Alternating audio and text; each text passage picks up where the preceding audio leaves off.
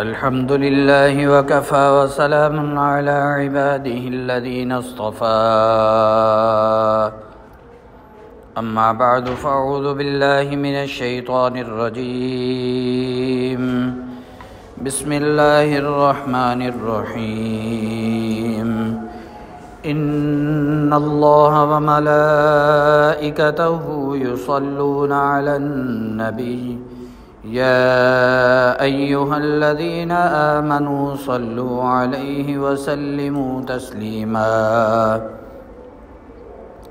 وقال النبي صلى الله عليه وسلم أولى الناس بي يوم القيامة أكثرهم علي الصلاة وقال النبي صلى الله عليه وسلم من صلى عليك من أمتك صلاة كتب الله له بها 10 حسنات ومحى عنه 10 سيئات ورفع له 10 درجات ورد عليه مثلها أو كما قال عليه الصلاة والسلام اللهم صل على سيدنا ومولانا محمد وعلى آل سيدنا ومولانا محمد وبارك وسلم وصل عليه اللهم صل على سيدنا ومولانا محمد وعلى آل سيدنا ومولانا محمد وبارك وسلم وصل عليه اللهم صل على سيدنا ومولانا محمد وعلى آل سيدنا ومولانا محمد وبارك وسلم وصل عليه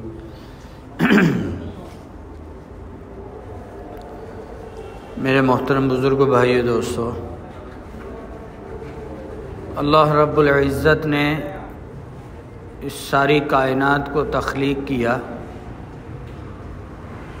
تو کائنات کے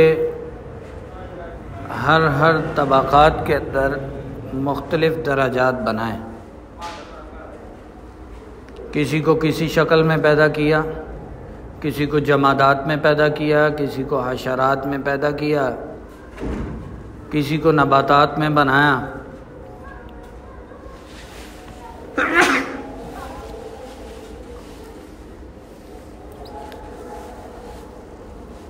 اور پھر اللہ تعالیٰ نے ان کے اندر بھی مختلف طبقات پیدا کیے. انسانوں کو اللہ تعالیٰ نے سب سے بہترین مخلوق بنا کر اشرف المخلوقات کا لقب عطا کیا.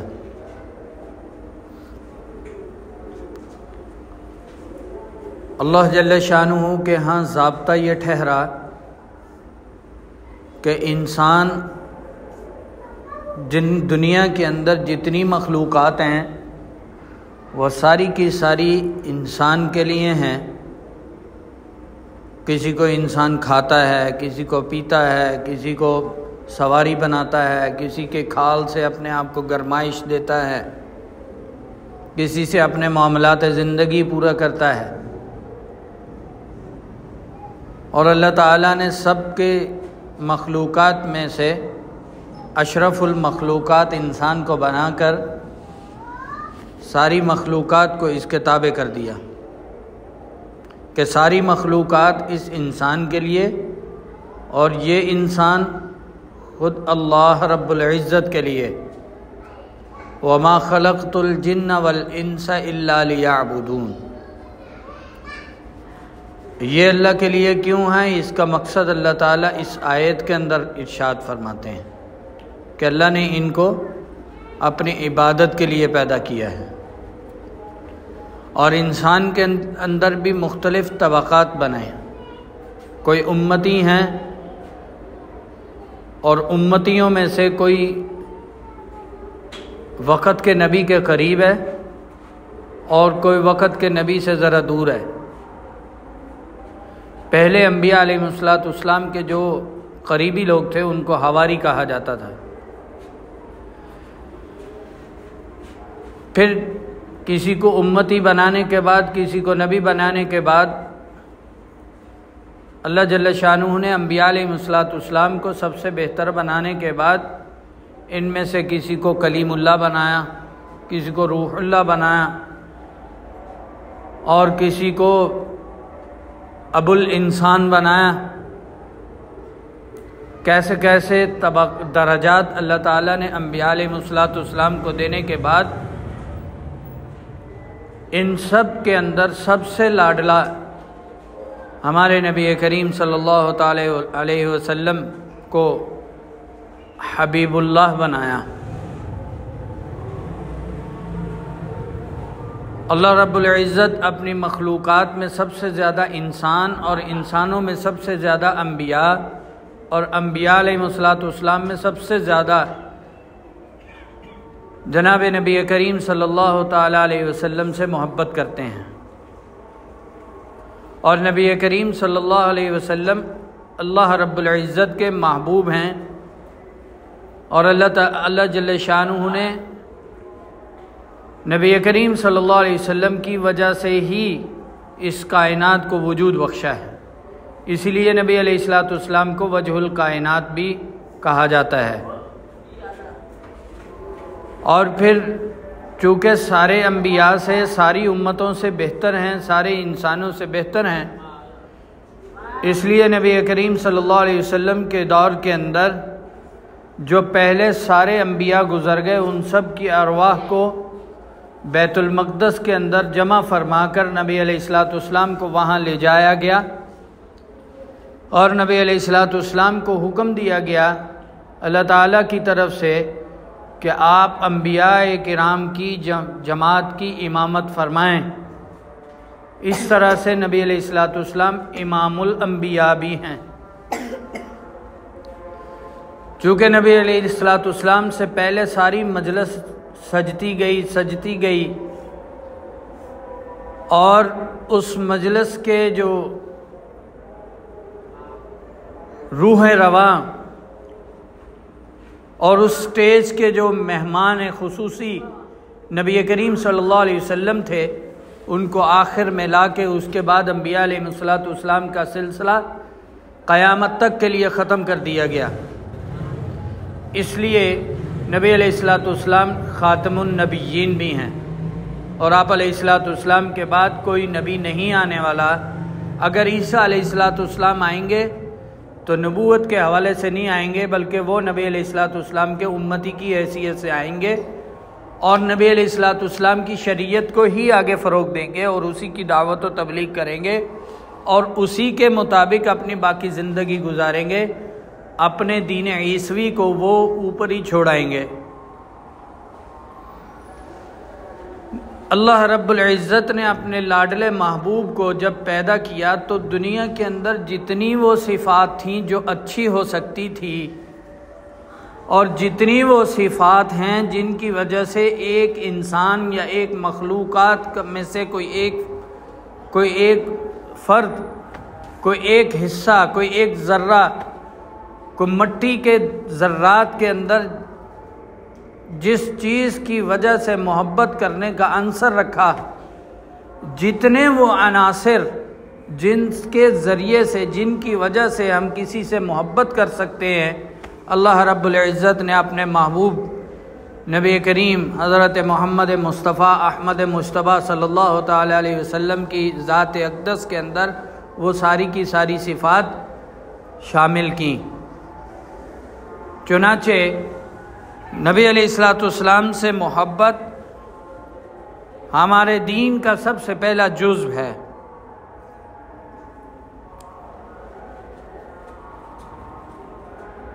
اور نبی کریم صلی اللہ علیہ وسلم نے ارشاد فرمایا کہ وہ شخص ایمان والا نہیں ہو سکتا، اس وقت تک ایمان والا نہیں ہو سکتا جب تک کہ اس کے دل کے اندر میری محبت، اس کے والد، اس کی والدہ اور اس کی اپنی محبت سے اور سارے انسانوں کی محبت سے زیادہ نہ ہو جائے۔ اب محبت کا تقاضا کیا ہے؟ سب سے پہلا تقاضا تو یہ ہے کہ ہم نبی کریم صلی اللہ علیہ وسلم کے ساتھ محبت کا اعلان کریں۔ دوسری بات یہ ہے کہ نبی کریم صلی اللہ علیہ وسلم کے ساتھ محبت کرنے کے بعد، اعلان کرنے کے بعد، آپ علیہ الصلوۃ والسلام کے ارشادات، فرمودات پر عمل کریں۔ جو زندگی نبی کریم صلی اللہ علیہ وسلم نے جس طرح سے گزارنے کی تعلیمات دی ہیں، ہم اسی طرح سے اپنی زندگی کو بنائیں، اپنی شکل و صورت اسی طرح سے بنائیں، اپنے اعمال کو اسی طرح سے مزین کریں، اپنی بول چال کو اسی طرح سے بنائیں، اچھا بولیں، برے بولنے سے پرہیز کریں، اچھا کھائیں، برے کھانے سے پرہیز کریں، حلال کھائیں، حرام سے بچیں۔ یہ ساری چیزیں محبت کے اعلان کے بعد اس کا تقاضا کرتی ہیں۔ آج اس مجلس کے اندر محبت کی ایک اور ضرورت بیان کرنے کو دل چاہا۔ یہ وہ محبت ہے،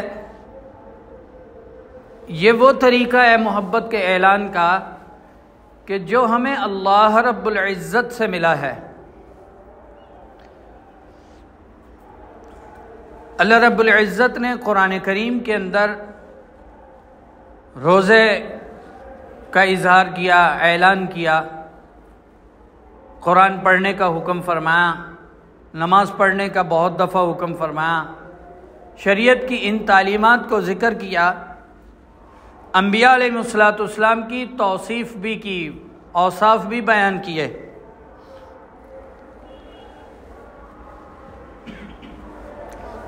ان کی بڑائی، عظمت بھی بیان کی۔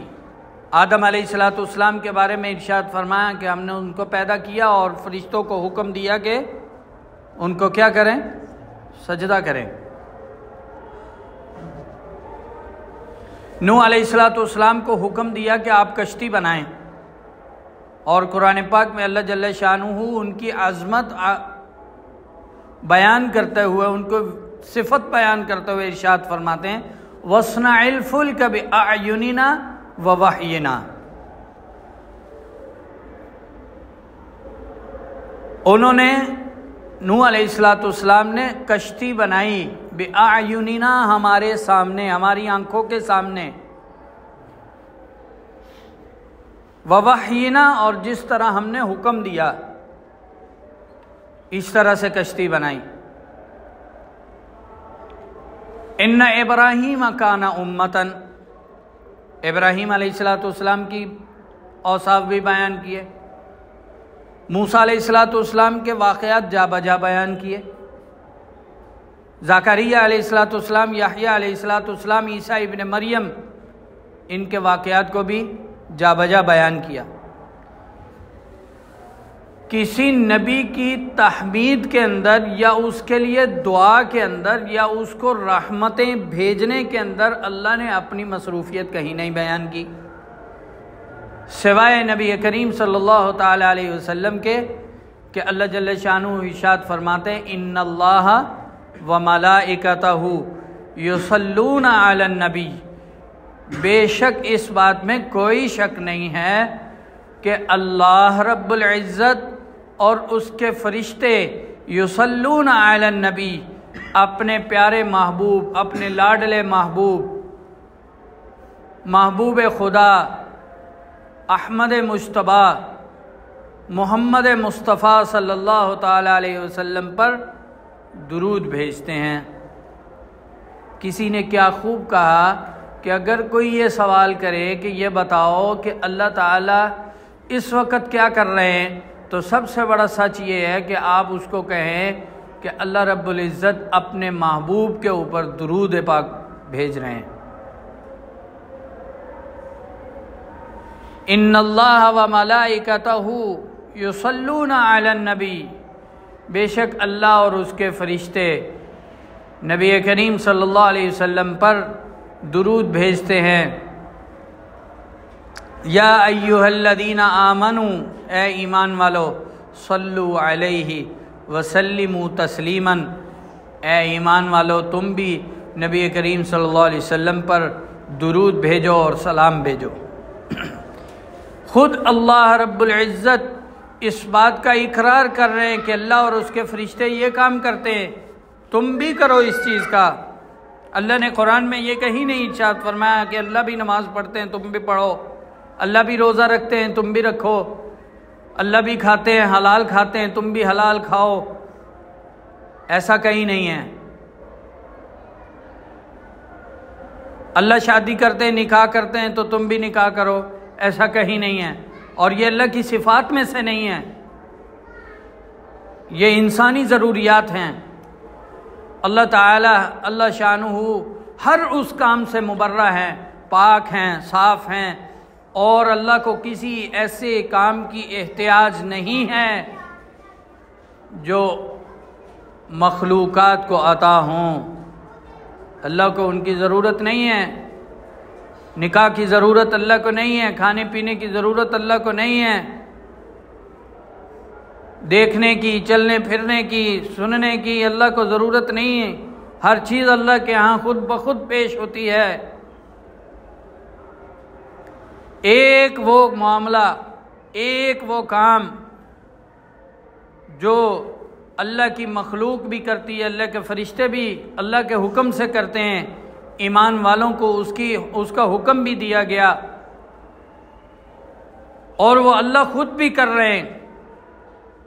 آپ قرآن اور احادیث کو چھان لیں، دیکھ لیں، غور و فکر کریں، سوائے اس کے کہ اللہ بھی درود بھیجتے ہیں اپنے محبوب کے اوپر اور ایمان والوں کو بھی حکم دیتے ہیں، اس کے علاوہ کوئی کام نہیں ہے۔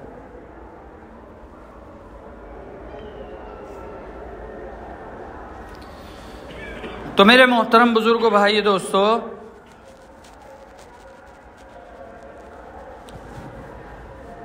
اس کام کا اللہ کی طرف سے حکم بھی ہے، اور عشق نبوی، محبت نبوی کا تقاضا بھی ہے کہ ہم اپنے روزانہ کے اعمال کے اندر درود شریف پڑھنا لازم کریں۔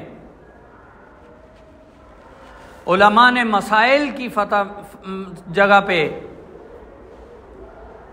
مسائل کی سطح پر یہ بات لکھی ہے کہ اہل ایمان پر نبی کریم صلی اللہ علیہ وسلم کی ذات اقدس کا سب سے بڑا حق بھی ہے، اور زندگی کے اندر ایک دفعہ درود شریف پڑھنا تو فرض عین ہے۔ اس بات میں تو کسی کا اختلاف نہیں ہے۔ البتہ کسی مجلس کے اندر نبی علیہ الصلوۃ والسلام کا ذکر ہو،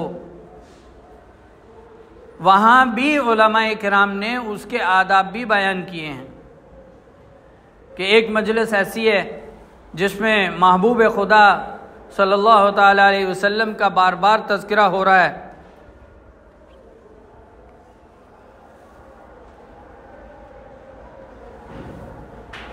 اس وقت حکم کیا ہے؟ علماء لکھتے ہیں کہ ایسی مجلس کے اندر ایک دفعہ درود پاک کا پڑھنا یہ تو واجب ہے، اور بار بار جب نام لیا جائے تو اس وقت اس کا پڑھنا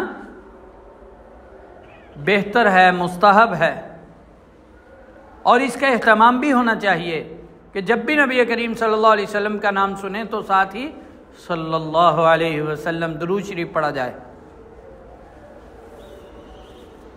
مشہور معروف حدیث ہے جس میں نبی علیہ الصلوۃ والسلام شعبان کے آخر میں منبر پر چڑھتے ہوئے پہلی سیڑھی پہ قدم رکھا تو فرمایا آمین، پھر دوسری سیڑھی پہ فرمایا آمین، پھر تیسری سیڑھی پہ قدم رکھا تو فرمایا آمین۔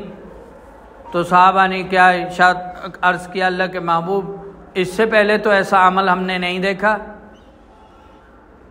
تو نبی کریم صلی اللہ علیہ وسلم نے ارشاد فرمایا کہ میرے پاس جبرائیل تشریف لایا، اللہ کے حکم سے انہوں نے یہ بد دعا کی کہ ہلاک ہو، برباد ہو وہ شخص جس کو رمضان المبارک کا مہینہ ملے اور وہ اپنی بخشش نہ کروا سکے؟ میں نے کہا آمین۔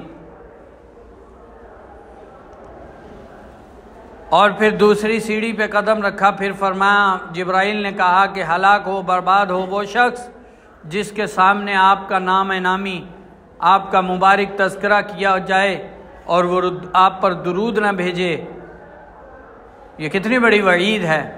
اللہ تعالیٰ کے حکم سے آیا، یہ پیغام آیا، بولنے والا، بد دعا کرنے والا جبرائیل ہے، جو سردار الملائکہ ہے، آمین کہنے والا سردار الانبیاء ہے، محبوب خدا ہے، اور نبی کریم صلی اللہ علیہ وسلم نے اس بد دعا کو سننے کے بعد فرمایا آمین۔ پھر تیسری سیڑھی پہ قدم رکھا تو اس نے کہا، جبرائیل نے کہا کہ ہلاک ہو، برباد ہو وہ شخص جو اپنے والدین کو یا ان دونوں میں سے کسی ایک کو بڑھاپے میں پائے اور ان کی خدمت کر کے اپنے لیے جنت کو واجب نہ کر لے۔ تو نبی کریم صلی اللہ علیہ وسلم نے ارشاد فرمایا آمین۔ احادیث مبارکہ کی روشنی میں اگر دیکھا جائے تو درود شریف پڑھنے کے جہاں بہت سارے فضائل ہیں جو تواتر کے ساتھ آتے ہیں، ان کو علماء نے اکٹھا کیا ہے تو وہ 14 کے قریب بنتے ہیں۔ دل کیا کہ آج ان کا تذکرہ کر لیا جائے۔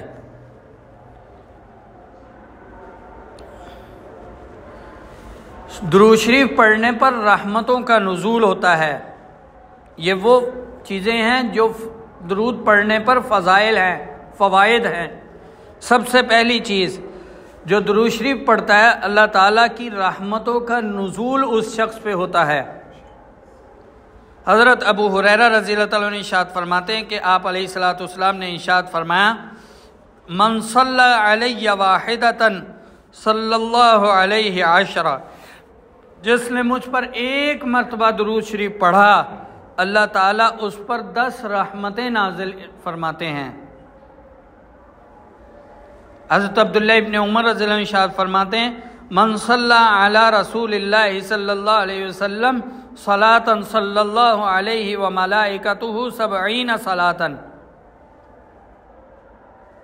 فلیقل عبد من ذلک او لیکثر۔ عبداللہ ابن عمر رضی اللہ عنہ ارشاد فرماتے ہیں کہ جو شخص رسول اللہ صلی اللہ علیہ وسلم پر ایک دفعہ درود پاک پڑھتا ہے، اللہ اور اس کے فرشتے اس کے اوپر 70 مرتبہ رحمت کی دعا کرتے ہیں۔ اللہ اور اس کے فرشتے اس پر 70 دفعہ رحمتیں بھیجتے ہیں۔ پھر فرماتے ہیں فَلْيُقِلْ عَبْدٌ مِّن ذَلِكَ أَوْ لِيُكْثِرْ، اب چاہے جو مرضی ہو، جس کا دل چاہے وہ اس میں اضافہ کر لے اور جس کا دل چاہے وہ اس میں کمی کر لے۔ دل چاہے تو کم پڑھو، تمہارے اوپر اللہ کی رحمتیں کم ہوں گی، دل چاہے تو زیادہ پڑھ لو، بار بار درود شریف پڑھو، اللہ کی رحمتیں اور زیادہ ہوں گی۔ دوسری چیز، درود شریف رفع درجات اور گناہوں کی معافی کا ذریعہ ہے۔ دوسری چیز کیا ہے؟ درجات کا بلند ہونا اور گناہوں کی معافی ہو جانا، یہ دوسرا فائدہ ہے۔ حضرت ابو طلحہ انصاری رضی اللہ تعالیٰ عنہ ارشاد فرماتے ہیں، ایک دن رسول اللہ صلی اللہ علیہ وسلم اس حال میں صبح کی کہ آپ بڑے حشاش بشاش تھے اور آپ کے چہرہ مبارک پہ خوشی کے اثرات تھے۔ صحابہ کرام رضوان اللہ تعالی علیہم اجمعین نے ارشاد عرض کیا، اللہ کے محبوب آج آپ بہت خوش نظر آ رہے ہیں، کیا اس کی وجہ ہمیں معلوم ہو سکتی ہے؟ کیونکہ صحابہ کرام بڑے اللہ تعالی نے عقل و شعور والے انسان بنائیں۔ ہر وہ چیز جس سے علم کی ملنے کی امید ہوتی تھی فوراً نبی کریم صلی اللہ علیہ وسلم سے اس کے بارے میں سوال کیا کرتے تھے۔ تو نبی کریم صلی اللہ علیہ وسلم نے ارشاد فرمایا ہاں آج میرے پاس میرے رب کی طرف سے آنے والے ایک فرشتے نے مجھے یہ کہا کہ من صلی علیک من امتک صلاۃ کتب اللہ لہ بہا عشر حسنات، جو آپ کی امت میں سے جو شخص آپ کے اوپر ایک دفعہ درود شریف پڑھتا ہے، اللہ تعالیٰ اس کے نامہ اعمال کے اندر 10 نیکیاں لکھتے ہیں، وَمَحَا عَنْهُ عَشَرَ سَيِّئَاتٍ، اور 10 گناہوں کو معاف کر دیتے ہیں، مٹا دیتے ہیں، وَرَفَعَ لَهُ عَشَرَ دَرَجَاتٍ، اور اللہ تعالیٰ ایک دفعہ درود شریف پڑھنے پر اس کے 10 درجات بڑھا دیتے ہیں۔ درود شریف پڑھنے پر ایک حدیث میں کتنے فائدے ہیں؟ 10 نیکیوں کا بڑھ جانا، 10 گناہوں کا معاف ہو جانا، اور 10 درجات کا بڑھ جانا۔ پھر آگے ارشاد فرمایا وَرَدَّ عَلَيْهِ مِثْلَهَا، اور اس جیسا بدلہ عطا فرماتے ہیں۔ ہمیں بڑے شوق سے، بڑی محبت سے نبی علیہ السلام کی بارگاہ اقدس میں درود شریف پڑھنا چاہیے، صلی اللہ علیہ وسلم، صلی اللہ علیہ وسلم۔ آپ بھی ایک دفعہ پڑھ لیں، صلی اللہ علیہ وسلم۔ درود شریف پریشانیوں اور غموں کو دور کرنے کا ذریعہ ہے۔ حضرت ابی ابن کعب رضی اللہ عنہ ارشاد فرماتے ہیں کہ میں نے رسول اللہ صلی اللہ علیہ وسلم سے عرض کیا اللہ کے محبوب جی، میں اپنی رات کا 1/4 حصہ آپ کے اوپر درود پڑھنے پہ گزارتا ہوں، بہت درود پڑھتا ہوں، کیا یہ صحیح ہے؟ کیا یہ صحیح رہے گا میرے لیے؟ تو نبی علیہ السلام نے ارشاد فرمایا کہ ہاں یہ بہت اچھا ہے، اگر تم اس سے بھی زیادہ کر لو تو یہ اور اچھا ہوگا۔ تو ابی ابن کعب رضی اللہ عنہ ارشاد فرماتے ہیں کہ میں نے آپ علیہ السلام سے عرض کیا اللہ کے محبوب جی، اگر میں اس کو 3 حصہ کر لوں تو کیا یہ صحیح رہے گا؟ تو نبی علیہ السلام نے ارشاد فرمایا کہ ہاں یہ بہت اچھا ہے، اگر تم اس سے بھی زیادہ کر لو تو یہ آپ کے لیے اور بھی اچھا ہوگا۔ پھر انہوں نے عرض کیا اللہ کے محبوب اگر آدھی رات کر لوں، آدھا ٹائم اپنا آپ کے اوپر درود پڑھنے پر گزار دوں، کیا یہ صحیح ہوگا؟ تو نبی علیہ السلام نے ارشاد فرمایا کہ ہاں یہ بہت اچھا ہے، اگر تم اس سے بھی زیادہ کر لو تو یہ اور اچھا ہوگا۔ تو پھر فرماتے ہیں کہ میں نے اللہ کے محبوب سے عرض کیا اللہ کے محبوب جی، اے میرے پیارے محبوب، اگر میں سارا وقت آپ کے اوپر درود پڑھنے کے لیے وقف کر دوں تو پھر کیسا ہوگا؟ تو نبی علیہ السلام نے ارشاد فرمایا اذن تکفی ہمک ویغفر لک ذنبک، اگر تو ایسا کر لے پھر تو تیرے غم کو دور تیرے غموں کو دور کرنے کے لیے یہ چیز کافی ہے، ویغفر لک ذنبک، اور تیرے گناہوں کی معافی کے لیے یہ بہترین چیز ہے۔ تو درود شریف سے پریشانیاں، غم اللہ تعالیٰ دور کر دیتے ہیں اور گناہوں کو مٹا دیتے ہیں۔ درود پاک نبی علیہ السلام کی شفاعت کا بھی سبب ہے۔ حضرت عبداللہ ابن عمر رضی اللہ عنہ، حضرت عبداللہ ابن عمر بن عاص رضی اللہ عنہ، ان سے روایت ہے کہ رسول اللہ صلی اللہ علیہ وسلم نے ارشاد فرمایا کہ جب تم مؤذن کی اذان سنو، جیسے وہ کلمات کہتا ہے تم بھی کہو، پھر مجھ پہ درود پڑھو۔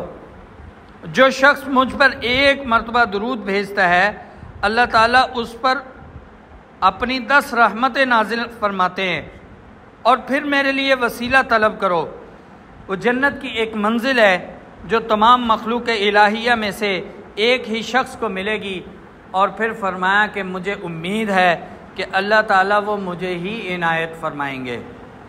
اور جو شخص میرے لیے اللہ سے اس وسیلے کی طلب کرے اس کے لیے میری شفاعت ہے، روز قیامت حلال ہوگی، اس کے لیے میری شفاعت روز قیامت کو حلال ہوگی۔ درود شریف پڑھنے کی ایک اور فضیلت، ایک اور فائدہ ہے کہ درود شریف پڑھنے والے کا نام، سبحان اللہ،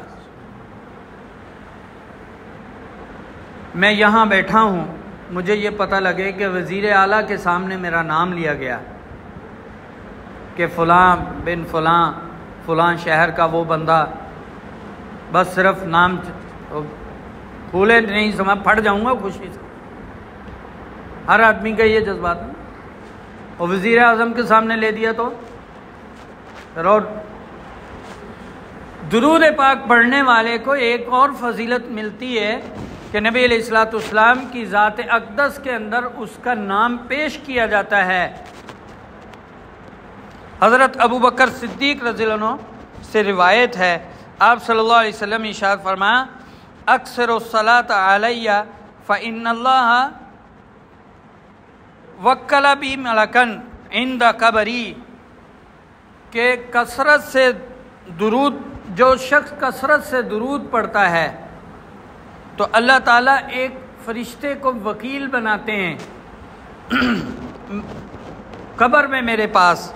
فَإِذَا صَلَّى عَلَيَّ رَجُلٌ مِّنْ أُمَّتِي، میری امت میں سے جب کوئی آدمی درود پڑھتا ہے، قَالَ لِي ذَلِكَ الْمَلِكُ، تو وہ فرشتہ مجھے کہتا ہے، یا محمد، اے محمد صلی اللہ علیہ وسلم، ان فلان ابن فلان صلی علیک الساعہ، جو فلاں کا بیٹا ہے نا فلاں، وہ آپ کے اوپر درود پڑھ رہا ہے اور آپ کو درود بھیج رہا ہے.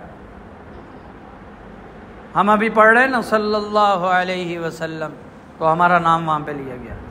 یہ کتنی بڑی سعادت کے بات ہے کہ وجہ الکائنات ہیں، لاڈلا محبوب، محبوب خدا، سردار الانبیاء، خاتم النبیین، ان کی خدمت اقدس میں میرا نام، آپ کا نام لیا جائے. درود شریف پڑھنے کی ایک اور فضیلت یہ ہے کہ انسان لغویات سے پاک ہو جاتا ہے. حضرت ابو ہریرہ رضی اللہ عنہ ارشاد فرماتے ہیں، جو لوگ کسی جگہ پر مجلس کریں لیکن اس میں اللہ تعالیٰ کا ذکر اور نبی علیہ الصلوۃ والسلام پر درود نہ بھیجیں اور جدا ہو جائیں، وہ ان کے لیے قیامت کے دن باعث حسرت ہوگی، اگرچہ وہ جنت میں داخل ہو جائیں. چنانچہ جس مجلس کے اندر درود شریف پڑھا جائے گا اس مجلس کا نہ کوئی حساب ہوگا، اور قیامت کے دن وہ حسرت سے پاک ہوگی. جب حسرت سے پاک ہوگی تو وہ مجلس لغویات سے بھی پاک ہوگی. درود شریف دعاؤں کا قبولیت کا بھی ذریعہ ہے. درود شریف کا ایک اور فائدہ یہ ہے کہ درود شریف دعا کی قبولیت کا بھی ذریعہ ہے. ہم لوگ سب چاہتے ہیں نا ہم اللہ سے مانگیں اور ہماری دعا کو قبول کیا جائے، تو علماء نے اس کا طریقہ لکھا ہے. ہمارے ہاں طریقہ معلوم نہیں ہے. سب سے پہلے اللہ تعالیٰ کی حمد و ثنا کی جائے، اللہ تعالیٰ کی تعریف کی جائے، پھر اس کے بعد درود شریف پڑھا جائے. یہ دعا مانگنے کا طریقہ ہے. اس کے بعد اپنے لیے، پھر اپنے والدین کے لیے، پھر پوری امت کے لیے مانگی جائے. تو درود شریف دعاؤں کی قبولیت کا سبب ہے. حضرت علی رضی اللہ تعالیٰ عنہ ارشاد فرماتے ہیں، کل دعاء محجوب حتی یصلی علی محمد و آل محمد صلی اللہ علیہ وسلم، کہ ہر دعا کو معلق کر دیا جاتا ہے، آسمان سے نیچے روک دیا جاتا ہے، یہاں تک کہ نبی علیہ الصلوۃ والسلام اور ان کی آل پر درود نہ پڑھ دیا جائے. جب وہ پڑھ دیا جاتا ہے، درود پڑھا جاتا ہے، تو وہ آسمان سے اوپر اللہ کی بارگاہ میں پیش ہوتی ہے. جب پیش ہوتی ہے تو اللہ کے ہاں اس کو عند اللہ قبولیت بھی نصیب ہوتی ہے. درود شریف کی ایک اور فضیلت یہ ہے کہ یہ درود شریف جنت کی رہنمائی کا سبب بھی ہے. چنانچہ نبی علیہ الصلوۃ والسلام نے ارشاد فرمایا، یہ بڑی سخت وعید بھی ہے اور کرنے والے کے لیے یہ بڑی سب زبردست فضیلت بھی ہے. من نسی الصلاۃ علیہ خطی طریق الجنہ، جو میرے اوپر درود پڑھنا بھول گیا وہ جنت کا راستہ بھول جائے گا، اور جو درود پڑھے گا وہ اس کو اللہ جنت کا راستہ یاد کرا دیں گے. رسول اللہ صلی اللہ علیہ وسلم نے ایک اور فضیلت درود کی کہ رسول اللہ صلی اللہ علیہ وسلم درود پڑھنے والے کو جواب بھی عطا کرتے ہیں۔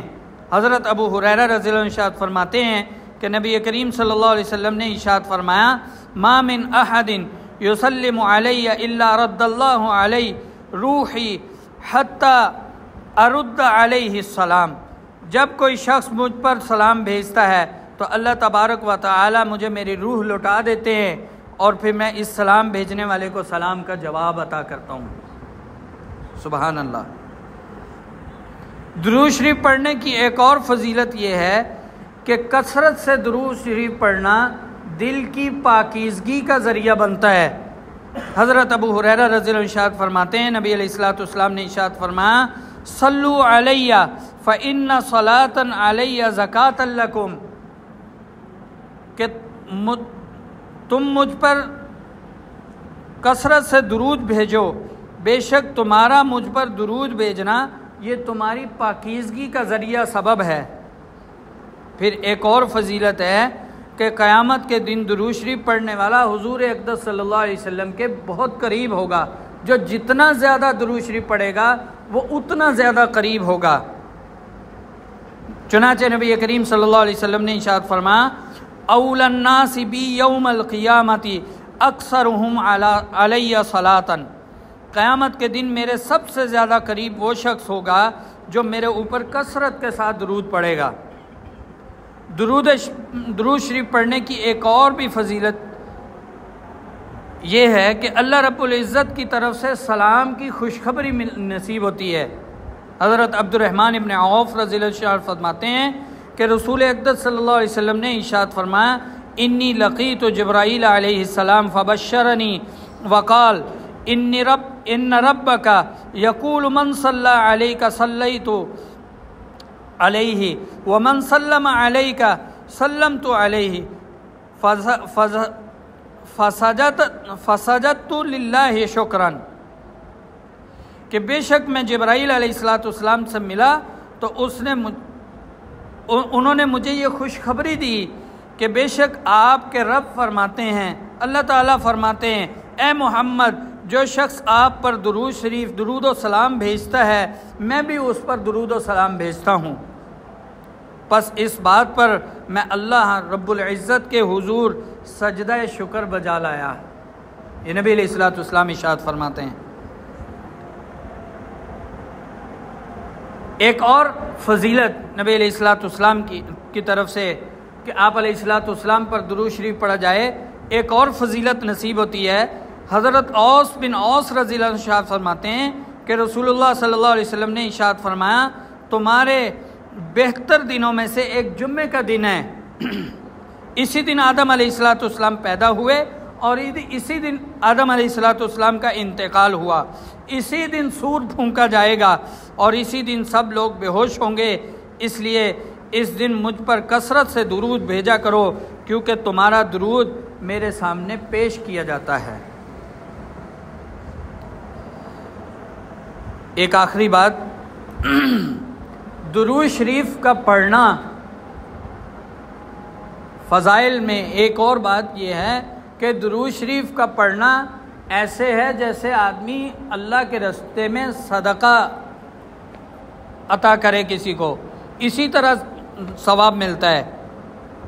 چنانچہ نبی علیہ الصلوۃ والسلام نے ارشاد فرمایا جس کا ترجمہ یہ جو بھی کوئی حلال مال کمائے اور خود کو کھلائے اور پہنائے اور اللہ کی مخلوق سے کسی کو پہنائے تو یہ اس کے لیے زکوٰۃ ہے، صدقہ ہے، اور کسی کے پاس صدقہ نہ ہو تو اپنی دعا میں یہ پڑھا کرے اللہم صلی علی محمد عبدک ورسولک وصلی علی المؤمنین والمؤمنات والمسلمین والمسلمات، یہ اس کے لیے زکوٰۃ ہے، یہی اس کے لیے صدقہ ہے۔ تو درود شریف کے اس کے علاوہ اور بھی بہت سارے فضائل ہیں، فوائد ہیں، اور یہ بہت ضروری امر ہے۔ میں نے شروع بات کے اندر یہ ارشاد فرمایا کہ یہ واحد وہ عبادت ہے جس کے اندر اللہ تعالیٰ بھی مصروف ہیں۔ اللہ تعالیٰ کے لیے عبادت تو نہیں ہے، عبادت تو وہ ہے جو اللہ کے لیے کی جائے، لیکن یہ وہ کام ہے جو نبی علیہ الصلوۃ والسلام اپنے محبوب کی محبت میں کر رہے ہیں، اور اپنی مخلوقات سے اس کا تقاضا بھی کرتے ہیں کہ ان اللہ و ملائکتہ یصلون علی النبی، اللہ اور اس کے فرشتے اپنے رسول پر، اپنے نبی کے اوپر، اپنے محبوب کے اوپر، اپنے لاڈلے کے اوپر، سردار الانبیاء کے اوپر، امام الانبیاء خاتم النبیین کے اوپر درود و سلام بھیجتے ہیں، رحمتیں بھیجتے ہیں۔ یا ایھا الذین آمنوا، اے ایمان والو، صلو علیہ وسلموا تسلیما، تم بھی نبی کریم صلی اللہ علیہ وسلم پر صلاۃ اور سلام بھیجو۔ یہ اللہ خود بھی کر رہے ہیں اور مخلوق سے، انسانوں سے اس کا تقاضا بھی کر رہے ہیں۔ اللہ تعالی ہمیں نبی علیہ الصلوۃ والسلام سے سچی اور صحیح محبت کرنے کی، اور آپ علیہ الصلوۃ والسلام کے اوپر بار بار اور اکثر کثرت کے ساتھ درود پاک پڑھنے کی توفیق نصیب فرمائیں، اور درود پاک کے ذکر سے ہماری زبانوں کو، ہمارے دماغوں کو، ہمارے دلوں کو تازہ فرمائیں۔ وآخر دعوانا ان الحمد للہ رب العالمین۔